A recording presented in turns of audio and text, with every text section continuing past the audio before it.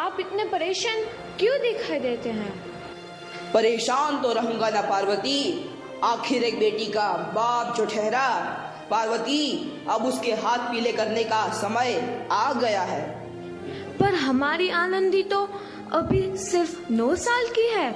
अभी तो उसके पढ़ने, लिखने और खेलने कूदने के दिन हैं। देख पार्वती, लड़कियां पराया धन होती है और जितना जल्दी इन्हें घर से विदा कर दे उतना अच्छा है। कल से आनंदी की पढ़ाई लिखाई बंद। पर बापू, इसमें मेरी क्या गलती है?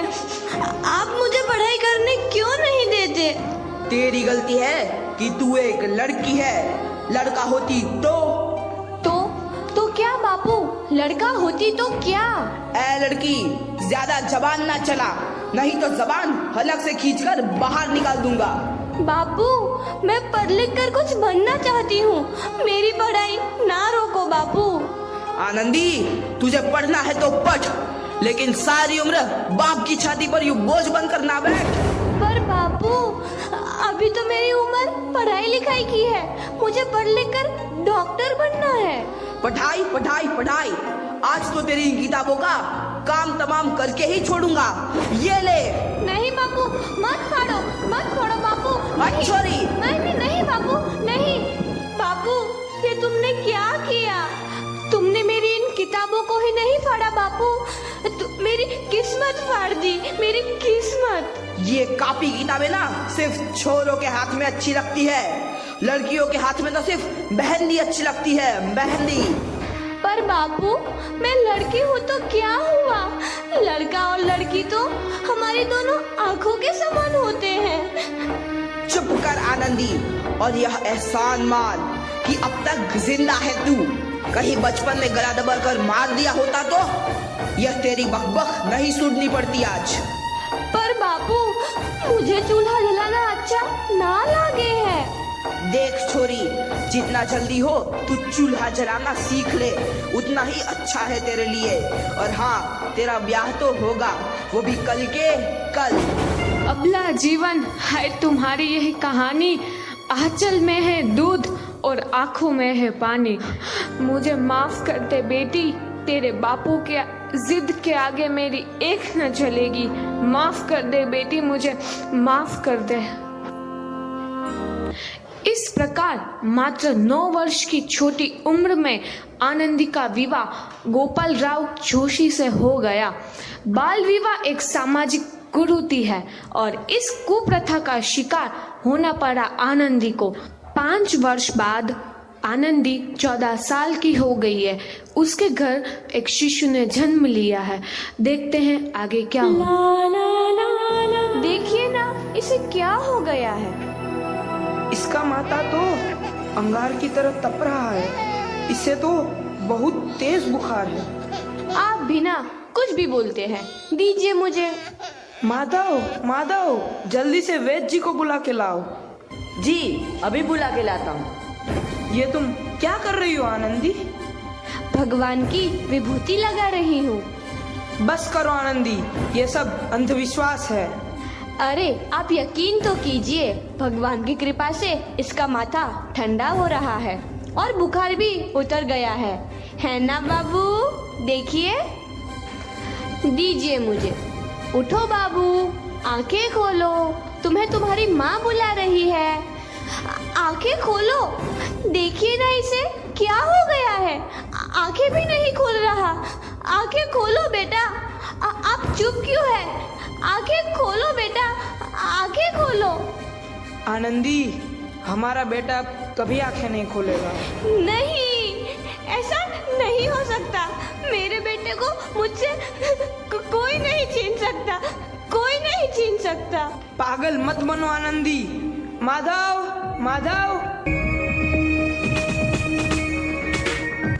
आनंदी, बंद करो ये पागलपन। भगवान ने मेरा बच्चा छीन लिया। भगवान ने नहीं, तुम्हारी अशिक्षा और अंधविश्वास ने तुम्हारा बच्चा छीना है। अगर तुम पढ़ी लिखी होती तो आज हमारा शिशु जीवित होता। तुम अनपढ़ थी आनंदी, अनपढ़। नहीं, अब मैं अनपढ़ नहीं रहूंगी। नहीं रहूंगी मैं अनपढ़। मैं पढ़ूंगी ताकि कल किसी और आनंदी को इलाज के अभाव में अपना बच्चा ना खोना पड़े। शाबाश आनंदी, और यही तुम्हारे अपराध के लिए प्रायश्चित भी है।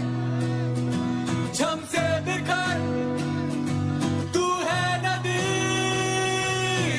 आनंदी, तुम्हारी 12वीं का परिणाम आ गया है। तुमने पूरे कॉलेज में प्रथम स्थान अर्जित किया है। दिल खुश जहां तेरी तो आनंदी, तुम्हारी मेहनत रंग लाई है। तुम्हें शिक्षा वृत्ति मिली है। ये लो तुम्हारे अमेरिका जाने की टिकट। मुझे शिक्षा वृत्ति मिल गई। मैं अमेरिका जा रही हूँ, पर ये सब मैं अकेले कैसे कर पाऊंगी? आनंदी, अपने आप को इतना कमजोर क्यों समझ रही हो? फिर इतना पढ़ने लिखने का क्या फायदा? तुम अभी गवार की गवार नहीं हूँ मैं अब गवार।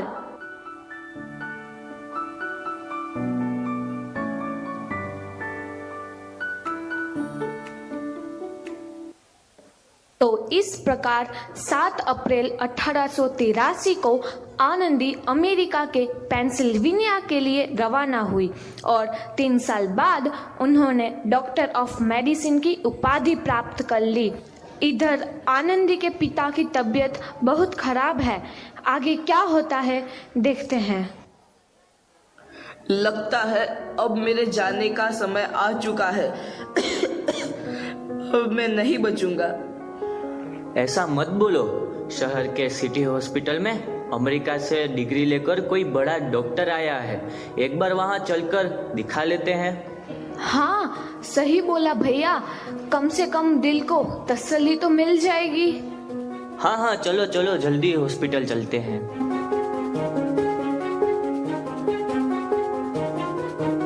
इस मरीज की हालत तो बहुत ही खराब है। कोई चमत्कार ही इसे बचा सकता है। ऐसा मत बोलो भाई। डॉक्टर साहब कब तक आ जाएंगे? लो आ गई डॉक्टर मैडम। डॉक्टर मैडम जल्दी देखिए, मरीज की हालत बहुत ही खराब है।